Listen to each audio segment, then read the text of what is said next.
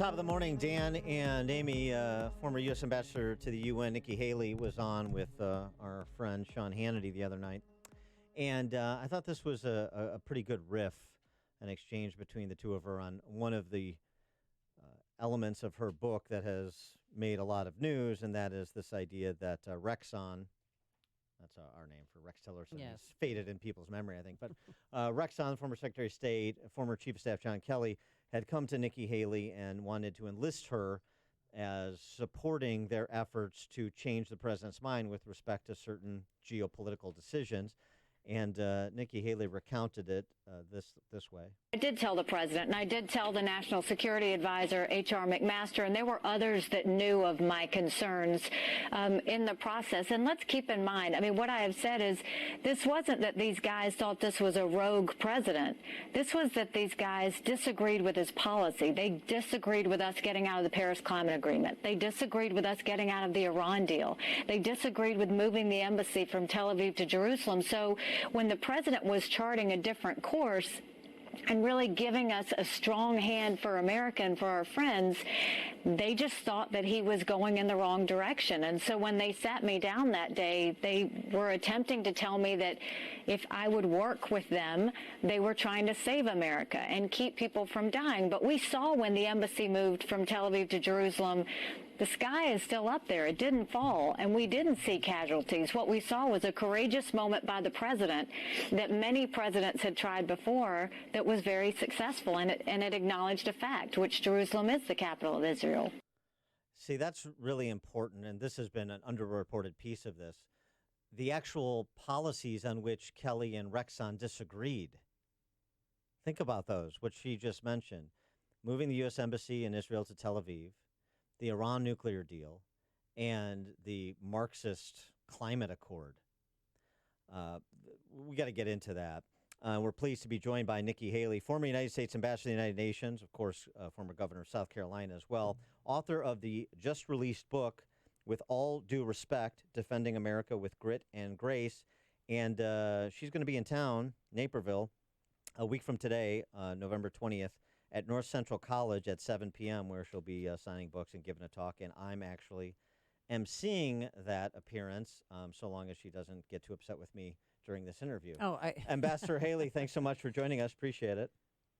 Good morning, Dan. Good morning, Amy. Great to be with you. Good morning. And I hate to be the one to break it to you, but you didn't make Hillary Clinton's Gutsy Women book. So I don't know if you're still reeling from that snub or not. She just wrote her own book. I literally was up all night upset about it. Yeah, it's been a struggle. I'm sure. I want to pick up on the comment that you made on Hannity there, the clip that we just played, because it's not just important to know that Kelly and Tillerson were disagreeing and trying to change the president's mind in certain areas. It's important to know what those areas were. And those areas that you described are not just areas with popular support among Trump voters, but areas that he campaigned on very specifically and very demonstratively, and so should have been no surprise to Tillerson or Kelly. Well, and it's not only that, Dan. I mean, that was just three of the issues. I mean, there were multiple issues that it just, Rex and the president were always headbutting on. But, that's what a National Security Council is for. All of the members of the National Security Team would get into the Situation Room. We would have these debates and discussions with the president. Everyone had a chance to air their grievances. But when you come out of that room, whatever the president decides, it is our job to follow. Every one of us served at the pleasure of the president. Every one of us served the American people who elected this president. And so if there are issues like that, to go and stall something he's trying to do, or to go and try and divert something he's trying to do, I mean, it goes against the Constitution, it goes against the American people, and it was wrong. And there were many times where the president was very frustrated and would send me to do the work because he couldn't get it from the others. And that's why I went to Vienna and went to the IAEA that was inspecting Iran nuclear weapons. It's why, he would have me get up there and give speeches or do certain things because he just couldn't get the others to do it. And now John Kelly has responded essentially saying, well, like if if she's accusing me of putting in processes to make sure that information flowed in an orderly manner to the president so that he had as complete information as possible on a particular topic so he could make as informed a decision as possible, then I plead guilty. My sense is that you're not confused about what Kelly was doing versus what Kelly was saying he was doing. Well, Dan, with all due respect, I don't get confused. Let's be clear There on you that. go. Right.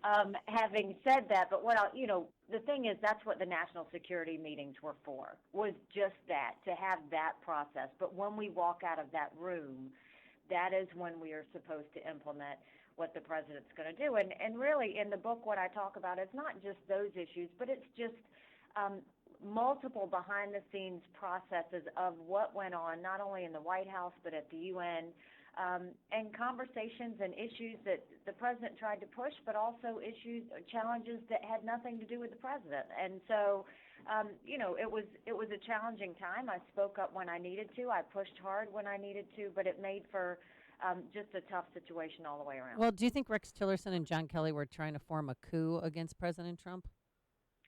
I don't know that I would go far and say something like that. I mean, in their mind, I think that they were patriots and that they wanted to serve their country. The problem was they just thought they knew better than the president. And, as someone who's been elected as governor, I have a great respect for people who go through the process and are selected by the people to serve. And if I had had someone in my cabinet trying to undermine me, it would be terribly difficult. And so I felt bad for the president because we saw this happening. Multiple of us were trying to stop it and push through anyway. But there were often times that Rex was at odds with the president that put me in the middle, and I typically agreed with the president on most things. And so I don't know, I wouldn't call it a coup as much as when they sat me down, it was a shocking attempt to say, look, we're trying to save the country. We need you to help us do that. This is a situation where, we don't think the president knows what's best. And, it's just offensive. Is part of this President Trump's fault in this sense? These are personnel choices that he made. And if you want to drain the swamp, if you want to be, at least in part, a bit of a political revolutionary in terms of culture change inside the Beltway, then picking Fortune 100 CEOs and career military officers probably aren't the best sources for your political revolutionary types. Well, I actually appointed quite a few military officers when I was governor to serve under cabinets, and they make great leaders. I mean, they realize there's a job to do. They typically go and do it, no questions asked. This was an unusual situation. John Kelly is a patriot. I mean, he served, his son served, yes, and I have great respect for him for that. Rex Tillerson was, great in the corporate world, and I was excited when I heard he was named. I think when you put business people in those types of positions, typically they do well. The problem is when you have egos get in the way. Doesn't matter what your background is. When you look in the mirror every day and say, "Oh, I should be president," there's a problem. Yeah. And and that happens. And so, and to the president's defense, and I say this only as a governor who appointed cabinet members, you hire who you think is going to do the best job, but at the end of the day, you just don't know until they're in it. There's no way to know exactly what's going to happen. And so I think a lot of us held out hope. There were times where Rex and Kelly did a good job, but there were a lot of times where they just didn't appreciate what the president was doing. Now, yesterday, GOP strategist Steve Schmidt was on CNN, and he talked about how you are likely going to replace Vice President Mike Pence at some point before the 2020 presidential election. What is your response to that? Amy, that's just not true. I mean, I've said this in every way I possibly know. Mike Pence has been a loyal soldier to the president. They are strong together. I believe they're going to win together.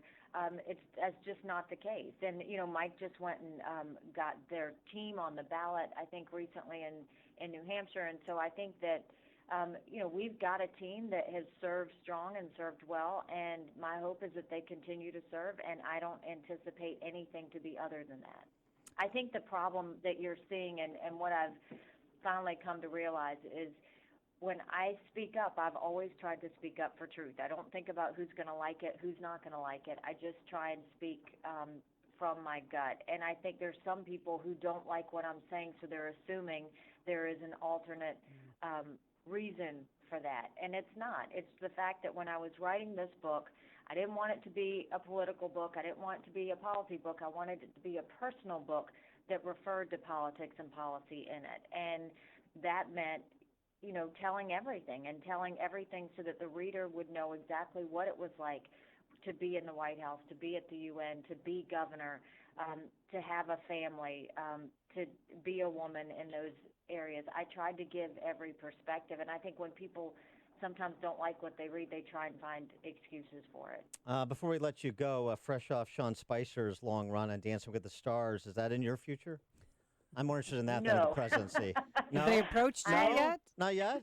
No, I love what Sean has done. It was so Isn't it fun great? to watch him have fun, and you know, it was good for him. It was good for him on a lot of different levels, but what great spirit he had in it. And but no, you can rest assured there is no way I would do that, and my children would kill me if I ever thought about it.